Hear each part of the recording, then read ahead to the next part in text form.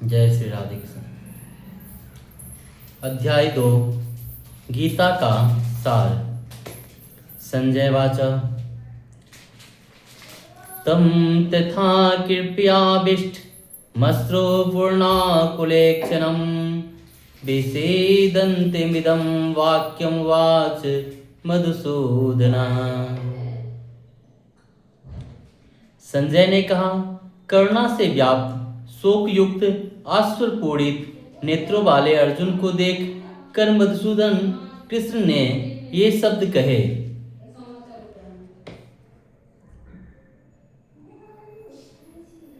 श्री भगवान वाचा कुतस्त्वा कसल कुसत्वा कुतस्त्वा कस्मलदिमिदं विस्मे समुपस्थितम् अनार्यजुष्टमस्वर्ग्य मम कीर्ति कर्म अर्जुन।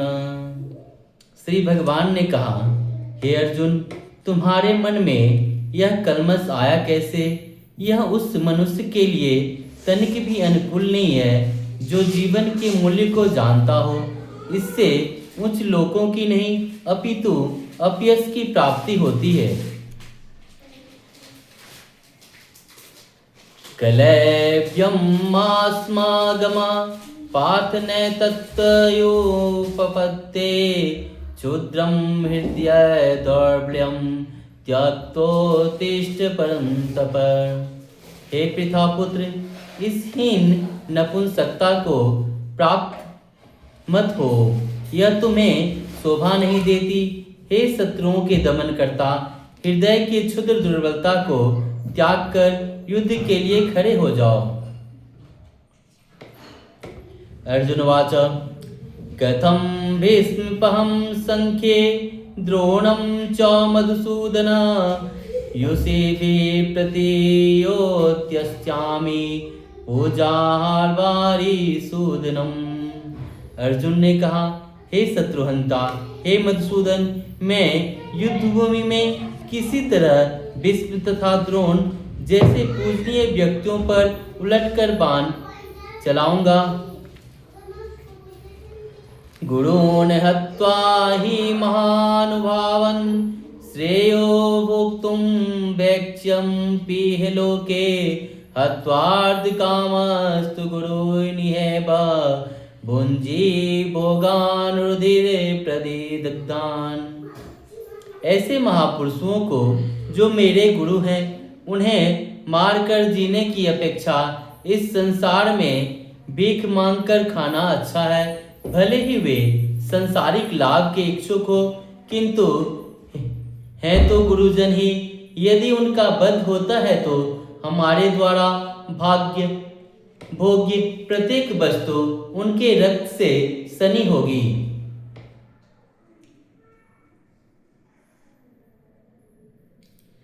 न चैतद्विदां कतरत्नो गिरियो यद्वा जयेम यदि बाणो जयो यानेव हत्वा न जिजीविषामस्ते अवस्थित प्रमुखे धृतराष्ट्र। यह भी नहीं जानते कि हमारे लिए क्या श्रेष्ठ है। हम यह भी नहीं जानते कि हमारे लिए क्या श्रेष्ठ है, उनको जीतना या उनके द्वारा जीते जाना। यदि हम धृतराष्ट्र के पुत्रों का वध कर देते हैं तो वे हमें जीवित रहने की आवश्यकता नहीं है, फिर भी वे युद्धभूमि में हमारे समक्ष खड़े हैं। कर्पण्यदोषोपहत स्वभाव पृच्छामि त्वं धर्मसामूढचेत यच्छ्रेयस्यानिश्चितं ब्रूहि तन्मे शिष्यस्तेऽहं साधिमा त्वं प्रपन्नम्। अब मैं अपनी कृपण दुर्बलता के कारण अपना कर्तव्य भूल गया हूँ और सारा धैर्य खो चुका हूँ। ऐसी अवस्था में मैं आपसे पूछ रहा हूँ कि मेरे लिए श्रेष्ठकर हो जाए। जो मेरे लिए श्रेष्ठकर हो उसे निश्चित रूप से बताएं। अब मैं आपका शिष्य हूँ और आपका शरणागत हूँ, कृपया मुझे उपदेश दें। न हि प्रपश्यामि मामा पुनदाद यच्छोकमुच्छोक शनिमिन्द्रियाणाम् आवाप्य भूमावसवन् पत्नमृदं राज्यं सुराणामपि चाधिपत्यम्। मुझे ऐसा कोई साधन नहीं दिखता जो मेरी इंद्रियों को सुखाने वाले इस शोक को दूर कर सके। स्वर्ग पर देवताओं की अधिपति की तरह इस धन दान संपन्न सारी पृथ्वी पर निष्कंटक राज्य प्राप्त करके भी मैं इस शोक को दूर नहीं कर सकूंगा। संजय वाचक एवं मुक्त्वा ऋषिकेशं गुडाकेशं परन्तप नायो तस्येति गोविंद मुक्त्वा तुष्णी बभूव। संजय ने कहा, इस प्रकार कहने के बाद शत्रुओं का दमन करने वाला अर्जुन कृष्ण से बोला, हे गोविंद, मैं युद्ध नहीं करूंगा, और चुप हो गया। तमोवाच ऋषिकेश प्रासन्नीव भारत सेनयोर्मध्ये विषादन्तमिदं वचः। हे भरतवंशी, धृतराष्ट्र उस समय दोनों सेनाओं के मध्य शोकमग्न अर्जुन से कृष्ण ने मानो हंसते हुए ये शब्द कहे।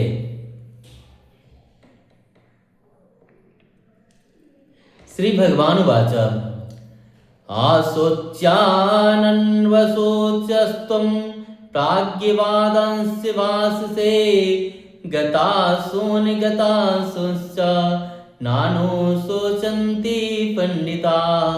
श्री भगवान ने कहा, तुम पांडित्यपूर्ण वचन कहते हुए उनके लिए शोक कर रहे हो जो शोक करने योग्य नहीं है। जो विद्वान होते हैं वे ना तो जीवित के लिए ना ही मृत के लिए शोक करते हैं। ना त्वे बाहम जातो नासम न त्वं नेमे जनाधिपा न चैव न भविष्यामः सर्वे वाचमतः परम्। ऐसा कभी नहीं हुआ कि मैं ना रहा हूं या तुम ना रहे हो, अथवा ये समस्त राजा ना रहे हो, और न ऐसा है कि भविष्य में हम लोग नहीं रहेंगे।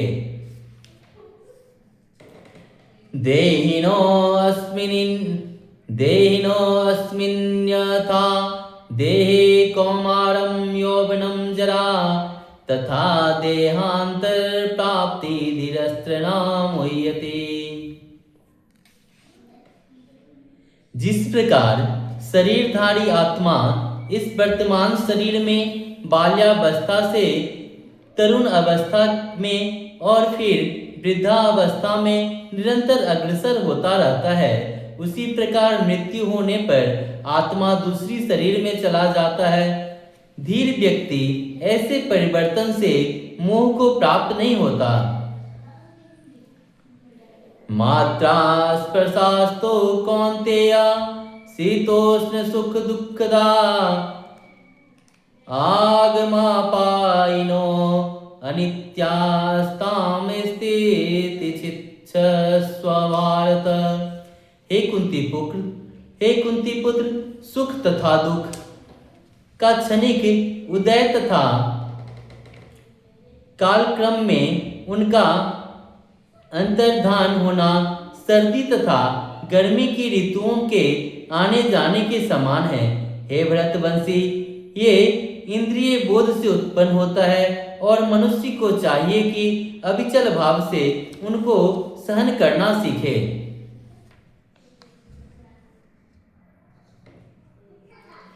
यम ही न व्यतन्त्येते पुरुषं पुरुषर्षभ सम दुख सुखम धीरम सो अमृत त्वया कल्पते। हे पुरुष श्रेष्ठ अर्जुन, जो पुरुष सुख तथा दुख में विचलित नहीं होता और इस दोनों में संभाव रहता है, वह निश्चित रूप से मुक्ति के योग्य है।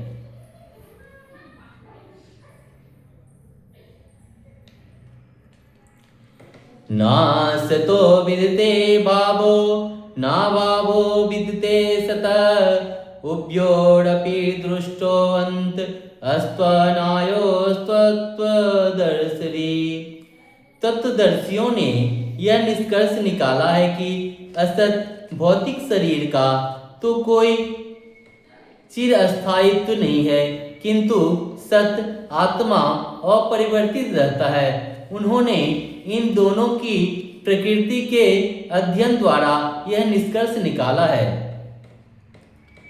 अविनाशी तो तद्विधि येन सर्वमिदं ततं विनाशमव्यस्थास्य न काचित् कर्तुमर्हते। जो सारे शरीर में व्याप्त है, उसी में जो सारे शरीर में व्याप्त है उसी से ही तुम अविनाशी समझो। उस अव्यय आत्मा को नष्ट करने में कोई भी सामर्थ्य नहीं है। अन्ति बन्ति मे देहा नित्यस्योक्ता शरीरिणः अनाशिनो अप्रमेयस्य तस्मादुत्यस्व भारत। अविनाशी अप्रमेय था शाश्वत जीव के भौतिक शरीर का अंत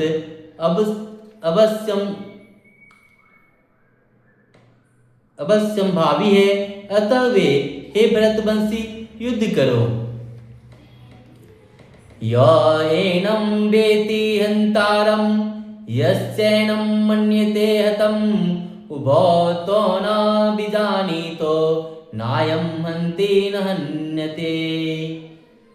जो इस जीवात्मा को मारने वाला समझता है तथा जो इसे मरा हुआ समझता है, वे दोनों ही अज्ञानी हैं, क्योंकि आत्मा न तो मरता है और न मारा जाता है। न जायते प्रीयते वा कदाचिन नायं भूत्वा भाविता बाना भूया अजो नित्या शाश्वतोऽयं पुराणो नायण्यते हन्यमाने शरीरे। आत्मा के लिए किसी भी काल में ना तो जन्म है ना मृत्यु। वह ना तो कभी जन्मा है ना जन्म लेता है और ना जन्म लेगा। वह अजन्मा है, नित्य शाश्वत तथा पुरातन है। शरीर के मारे जाने पर वह मारा नहीं जाता। वेदा विनाशिनं नित्यं य एनमजमव्ययं कथं स पुरुषः पार्थ कं धातति हन्तिकम्।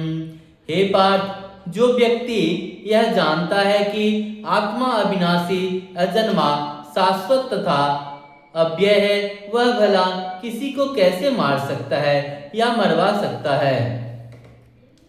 वासांसि जीर्णनि यथा विहाय नावनिगृहीते नो नरो अपराणि तथा शरीराणि विहाय जीर्णन्यानि संयते नवानि देहि।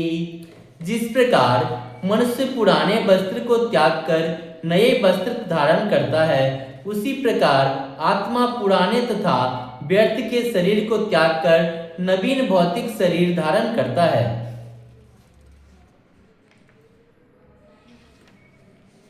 नैनं छिन्दन्ति शास्त्राणि नैनं दति पावक न चैनं क्लेदयन्त्यापो न शेषयति मारुत। वह आत्मा ना तो कभी किसी शस्त्र द्वारा खंड खंड किया जा सकता है, न अग्नि द्वारा जलाया जा सकता है, न जल द्वारा भिगोया या वायु द्वारा सुखाया जा सकता है। अच्छेदो अय मदायो अय मलक्लेदो असोद्य एव च नित्य सर्वगत स्थाणुर्चलोऽयं सनातनः। यह आत्मा अखंडित तथा अघुलनशील है। इसे ना तो जलाया जा सकता है, ना ही सुखाया जा सकता है। यह शाश्वत, सर्वव्यापी, अविकारी, स्थिर तथा सदैव एक सा रहने वाला है। अव्यक्तो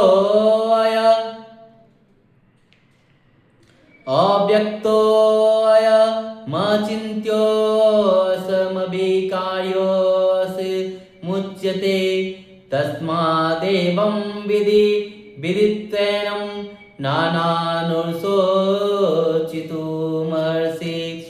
यह आत्मा अव्यक्त, अकल्पनीय तथा अपरिवर्तनीय कहा जाता है। यह जानकर तुम्हारे शरीर के लिए शोक नहीं करना चाहिए। तुम्हें शरीर के लिए शोक नहीं करना चाहिए। अथ चैनं नित्यजातं नित्यं वा मन्यसे मृतं तथापि त्वं महाबाहो नैनं शोचितुमर्हसि। किंतु यदि तुम सोचते हो कि आत्मा अथवा जीवन का लक्षण सदा जन्म लेता है और सदा मरता है, तो भी हे महाबाहो तुम्हें तुम्हारे शोक करने का कोई कारण नहीं है। जातस्य हि ध्रुवो मृत्यु ध्रुवं जन्मृतस्य च तस्माद् परिहर्योऽर्थे न त्वं शोचितुमर्हसि। जिसने जन्म लिया है उसकी मृत्यु निश्चित है और मृत्यु के पश्चात पुनर्जन्म भी निश्चित है। अतः अपने अपरिहार्य कर्तव्य पालन में तुम्हें शोक नहीं करना चाहिए। अव्यक्तादीनि भूतानि व्यक्ता मद्यानि भारत अव्यक्तनिधनान्येव तत्र का परिदेवना। सारे जीव प्रारंभ में अव्यक्त रहते हैं, मध्य अवस्था में व्यक्त होते हैं और विनिष्ट होने पर पुनः अव्यक्त हो जाते हैं। अतः शोक करने की कोई आवश्यकता नहीं है। आश्चर्यवत् पश्यति कश्चिदेनमाश्चर्यवद्वदति तथैव चान्या आश्चर्यवश्चैनमन्या शृणोति श्रुत्वाप्येनं वेदि न चैव कश्चित्। कोई आत्मा को आश्चर्य से देखता है, कोई इसे आश्चर्य की तरह बताता है तथा कोई इसे आश्चर्य की तरह सुनता है, किंतु कोई कोई इसके विषय में सुनकर भी कुछ नहीं समझ पाते।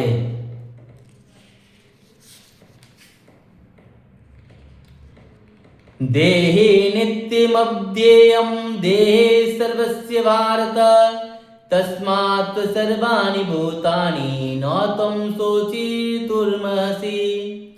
हे भरतवंशी, शरीर में रहने वाले देही का कभी भी वध नहीं किया जा सकता है। अतः तुम्हें किसी भी जीव के लिए शोक करने की आवश्यकता नहीं है। स्वधर्ममपि चावेक्षिणा विकम्पितुमर्हसि धर्म्यादि वृद्धच्छे ओ अन्यन्यत्य क्षत्रियस्य न विदते। क्षत्रिय होने के नाते अपने विनिष्ट धर्म का विचार करते हुए तुम्हें जानना चाहिए कि धर्म के लिए युद्ध करने से बढ़कर तुम्हारे लिए अन्य कोई कारण नहीं है। अतः तुम्हें संकोच करने की कोई आवश्यकता नहीं है। यदृच्छायं चोपपन्नं स्वर्गद्वारमपावृतं सुखिनः क्षत्रिया पार्थं लभन्ते युद्धमीदृशम्। हे पार्थ, ये क्षत्रिय सुखी हैं जिन्हें ऐसे युद्ध के अवसर अपने आप प्राप्त होते हैं जिसमें उनके लिए स्वर्गलोक के द्वार खुल जाते हैं। अथ चेत्त्वामिमं धर्म्यं संग्रामं न करिष्यसि ततः स्वधर्मं कीर्तिं च हित्वा पापमवाप्स्यसि। किंतु यदि तुम युद्ध करने के स्वधर्म को संपन्न नहीं करते हो तो तुम्हें निश्चित रूप से अपने कर्तव्य की उपेक्षा करने का पाप लगेगा और तुम योद्धा के रूप में भी अपना यश खो दोगे। अकीर्तिं चापि भूतानि कथयिष्यन्ति ते अव्ययां संभावितस्य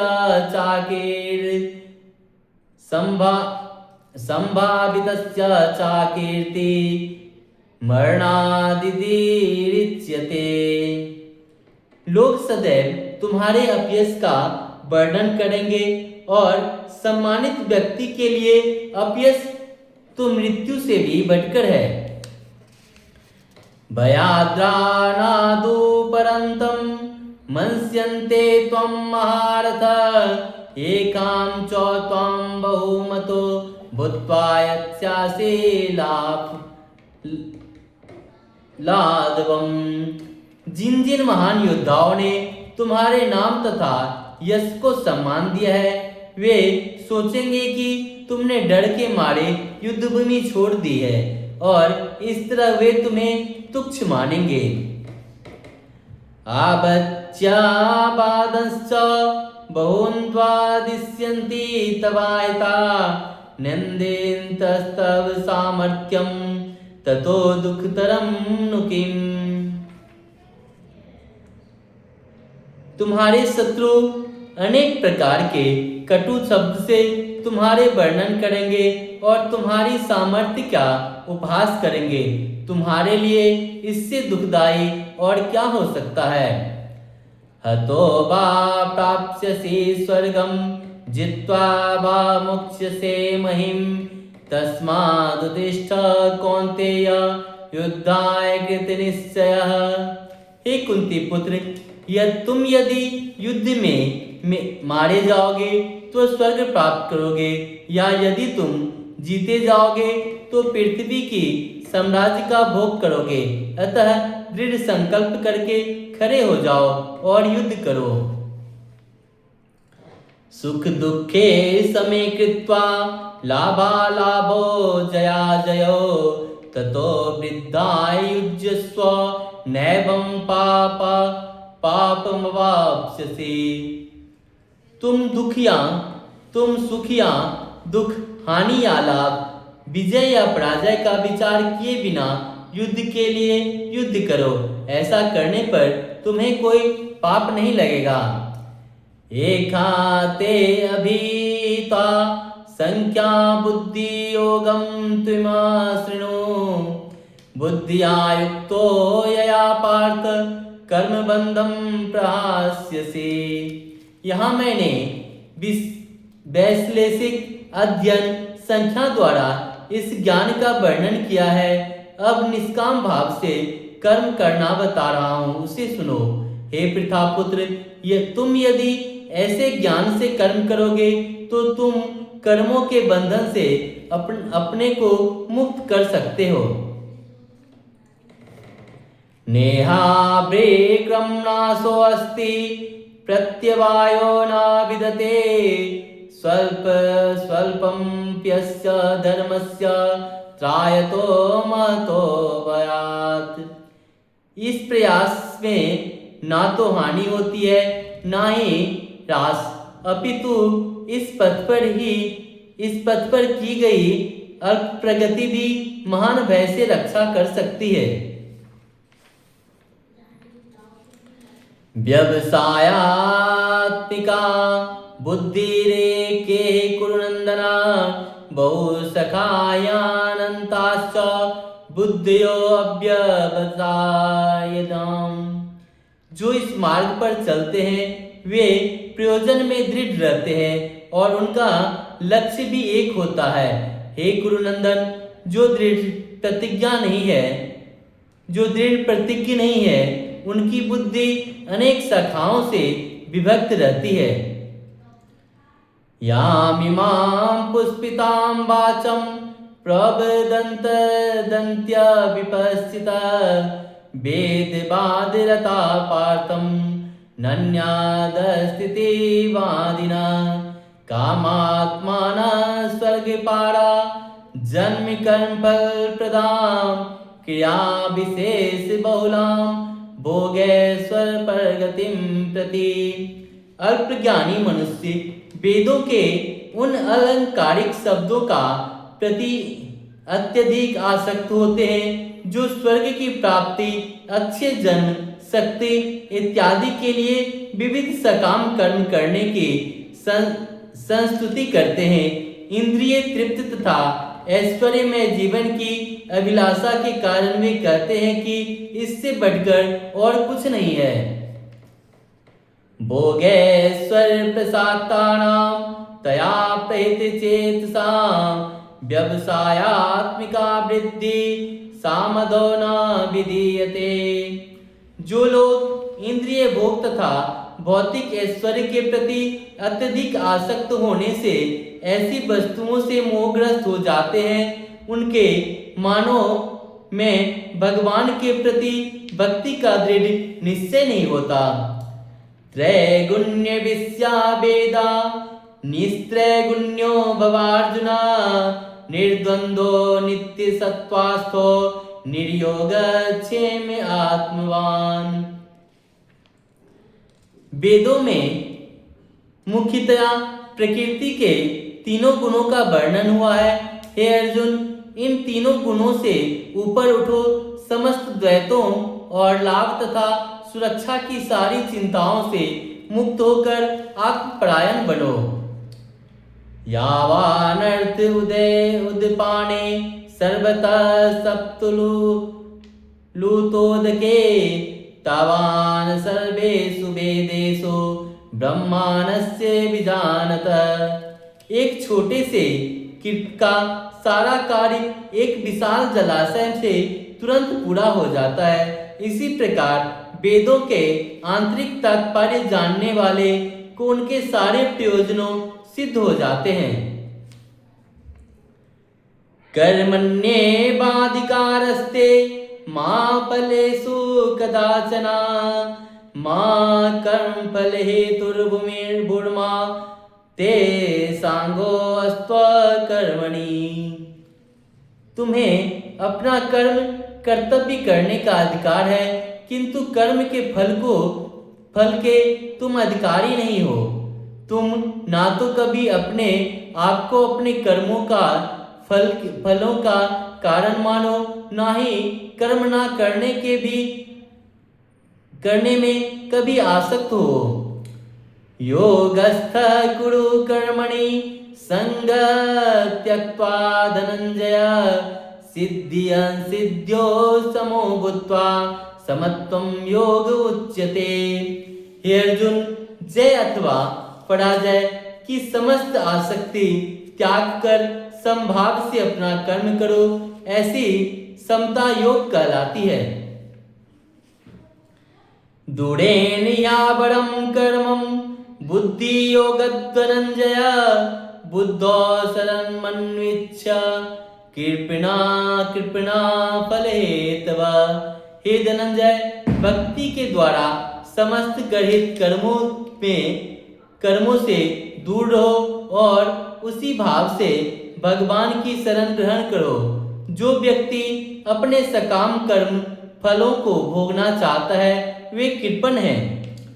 बुद्धि युक्तो जहाति उभे सुकृ दुष्कृते तस्मादुगाय युज्यस्व योग कर्मसु कौशलम। भक्ति में संलग्न मनुष्य इस जीवन में ही अच्छे तथा बुरे कार्यों से अपने को मुक्त कर लेता है। अतः योग के लिए प्रयत्न करो, क्योंकि सारा कार्य कौशल यही है। कर्मजं बुद्धि युक्तां हि फलं त्यक्त्वा मनीषिणः जन्म बंध विनिर्मुक्ता पदम गच्छन्त्यमानाम्यम्। इस तरह भगवत भक्ति में लगे रहकर बड़े बड़े ऋषि मुनि अथवा भक्तगण अपने आप को इस भौतिक संसार में कर्म के फलों से मुक्त कर लेते हैं। इस प्रकार वे जन्म मृत्यु के चक्र से छूट जाते हैं और भगवान के पास जाकर उस अवस्था को प्राप्त करते हैं जो समस्त दुखों से परे हैं। यदा ते मोह कलिलं बुद्धि व्यर्थितरिष्यति तदा गन्तासि निर्वेदं श्रोतव्यस्य श्रुतस्य च। जब तुम्हारी बुद्धि मोह रूपी सधन वन को पार कर जाएगी तो तुम सुने हुए तथा सुनने योग्य सबके प्रति अन्य मनस्क हो जाओगे। श्रुति विप्रतिपन्ना ते यदा स्थास्याति निश्चला समादावचला बुद्धिस्तदा योगमवाप्स्यसि। जब तुम्हारा मन वेदों की अलंकारमयी भाषा से विचलित न हो और वह आत्म साक्षात्कार की समाधि में स्थिर हो जाए तब तुम्हें दिव्य चेतना प्राप्त हो जाएगी। अर्जुन वाचा स्थित प्रज्ञस्य का भाषा समाधिस्तस्य केशव स्थितदे किं प्रभासेत किमासीत व्रजेत किम। अर्जुन ने कहा, हे कृष्ण, आध्यात्म में लीन चेतना वाले व्यक्ति स्थिति प्रज्ञ के क्या लक्षण है, वह कैसे बोलता है तथा उसकी भाषा क्या है, वह किस तरह बैठता और चलता है। श्री भगवान वाचा प्रजहाति यदा कामान सर्वान पार्थ मनोगतान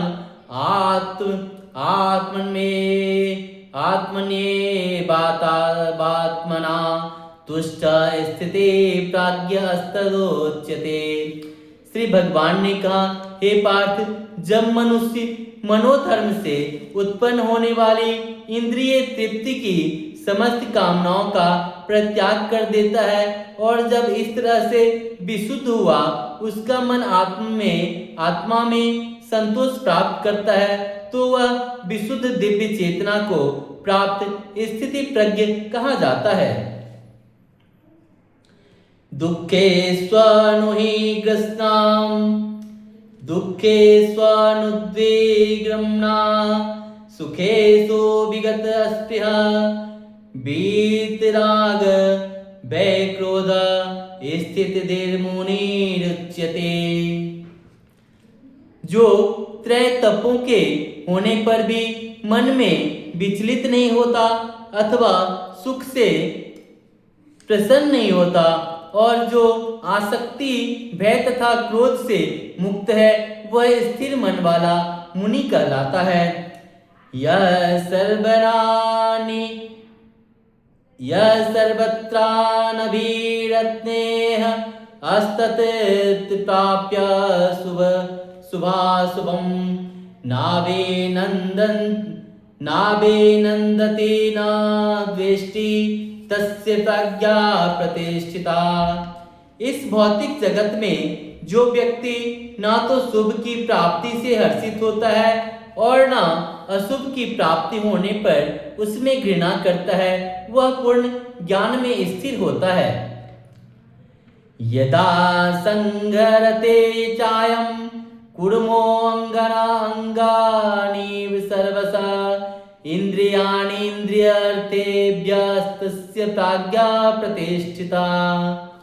जिस प्रकार कछुआ अपने अंगों को संकुचित करके खोल के भीतर कर लेता है उसी तरह मनुष्य अपने इंद्रियों को इंद्रिय विषयों से खींच लेता है, वह पूर्ण चेतना में दृढ़ता पूर्वक स्थिर होता है। विनिर्वर्तन्ते निरारस्य देहिना रसर्वजं रसोऽप्यस्य परं दृष्ट्वा निवर्तते। देहधारी जीव इंद्रिय भोग से भले ही निवृत्त हो जाए पर उसमें इंद्रिय भोगों की इच्छा बनी रहती है, लेकिन उत्तम रस के अनुभव होने से ऐसे कार्य को बंद करने पर भक्ति में स्थिर हो जाता है। यततो यापि कौन्तेय पुरुषस्य विपश्चिता इंद्रियाणि प्रमाथिनी हरन्ति प्रसभं मनः। हे अर्जुन, इंद्रियां इतनी प्रबल तथा वेगवान है कि वे उस विवेकी पुरुष के मन को भी बलपूर्वक हर लेती है जो उन्हें बस में करने का प्रयत्न करता है। तानि सर्वाणि संयम्य युक्तासीत् मत्परः बसे यस्येन्द्रियाणि तस्य प्राज्ञा प्रतिष्ठिता। जो इंद्रियों को पूर्णतया बस में रखते हुए इंद्रिय संयमन करता है और अपनी चेतना को मुझ में स्थिर कर देता है, वह मनुष्य स्थिर बुद्धि कहलाता है। ध्यायतो विषयानुपूसा संगस्तेषु उपजायते सांकात संजायते कामा कामात् क्रोधो अभिजायते। इंद्रिय विषयों का चिंतन करते हुए मनुष्य को उनमें आसक्ति उत्पन्न हो जाती है और ऐसी आसक्ति से काम उत्पन्न होता है, फिर काम से क्रोध प्रकट होता है। क्रोधाब्धवते सम्मोह सम्मोहात् स्मृति विभ्रम स्मृति भ्रंसाद बुद्धिनाशो बुद्धिनाशात् प्रणश्यति। क्रोध से पूर्ण मोह उत्पन्न होता है और मोह से स्मरण शक्ति का विभ्रम हो जाता है। जब स्मरण शक्ति भ्रमित हो जाती है तो बुद्धि नष्ट हो जाती है और बुद्धि नष्ट होने पर मनुष्य भवकूप में पुनः गिर जाता है। राग द्वेष विभूत्यस्तु विषयानीन्द्रियश्चरण आत्मवश्य विद्ये आत्मा प्रसाद मदे गच्छति। किंतु समस्त राग तथा द्वेष से मुक्त एवं अपनी इंद्रियों को संयम द्वारा बस में करने में सामर्थ्य व्यक्ति भगवान की पूर्ण कृपा प्राप्त कर सकता है। प्रसादे सर्व दुखानां यानेरस्योपजायते प्रसन्न चेतसो यासो बुद्धि पार्थवतिष्ठते। इस प्रकार से कृष्ण भगवान मृत में तुष्ट व्यक्ति के लिए संसार के तीनों ताप नष्ट हो जाता है और ऐसी तुष्ट चेतना होने पर उसकी बुद्धि शीघ्र ही स्थिर हो जाती है। नास्ति बुद्धिर्युक्तस्य नाचायुक्तस्य भावना नाचावाप्यतः शांतिर् शान्त्यस्य कुतः सुखम्। जो कृष्ण भावनामृत में परमेश्वर से संबंधित नहीं है, उसकी ना तो बुद्धि दिव्य होती है और ना ही मन स्थिर होता है, जिसके बिना शांति की कोई संभावना नहीं है। शांति के बिना सुख हो भी कैसे सकता है। इंद्रियाणाम ही चरताम वन्मनो अनुविधीयते तदस्य हरते प्राज्ञं वायुर्नीव मिवाम्बसे। जिस प्रकार पानी में तैरती नाव को प्रचंड वायु दूर बहा ले जाती है, उसी प्रकार विचरणशील इंद्रियों में से कोई एक जिस पर मन निरंतर लगा रहता है, मनुष्य की बुद्धि को हर लेती है। तस्मादस्य महाबाहो निगृहीतानि सर्वसा इंद्रियाणीन्द्रियार्थोऽभ्यस्तस्य प्राज्ञा प्रतिष्ठिता। अतः हे महाबाहु, जिस पुरुष की इंद्रियां अपने अपने विषयों से सब प्रकार से विरत होकर उसके बस में है, उसी की बुद्धि निसंदेह स्थिर है। या निशा सर्वभूतानां तस्यां जागतिं संपमिं संयमी यस्यां जाग्राति भूतानि स निशा पश्यतो मुने। जो सब जीवों के लिए रात्रि है, वह आत्म संयमी के जगाने का समय है, और जो समस्त जीवों को जागने का समय है, वह आत्मनिरीक्षक मुनि के लिए रात्रि है। आपूर्यमाणमचल प्रतिष्ठम समुद्रमापा प्रविशन्ति अन्त्यद्वता तद्वत् कामाया प्रविशन्ति सर्वे सा शान्ति माप्नोति न काम कामी। जो पुरुष समुद्र में निरंतर प्रवेश करती रहने वाली नदियों के सामने इच्छाओं के निरंतर प्रवाह से विचलित नहीं होता और जो सदैव स्थिर रहता है वही शांति प्राप्त कर सकता है, वह नहीं जो ऐसी इंद्रियों को तुष्ट करने की चेष्टा करता हो। विहाय कामान्य सर्पन्नुपसरति निस्पृह निर्ममोति निरहंकार स शांतिमधिगच्छति।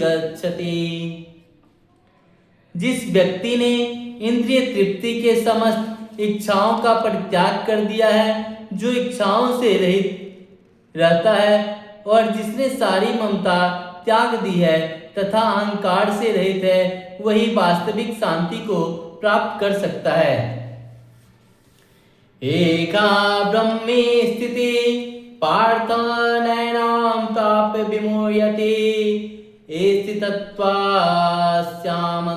काले अपि ब्रह्मा निर्वाण मृच्छति। यह आध्यात्मिक तथा ईश्वरीय जीवन का पाप है। यह आध्यात्मिक तथा ईश्वरीय जीवन का पथ है जिसे प्राप्त करके मनुष्य मोहित नहीं होता। यदि कोई जीवन के अंतिम समय में भी इस तरह स्थित हो तो वह भगवत धाम में प्रवेश कर सकता है। इस प्रकार श्रीमद् भगवत गीता के द्वितीय अध्याय गीता का सार के भक्ति वेदांत तात्पर्य पूर्ण हुआ। जय श्री हरि।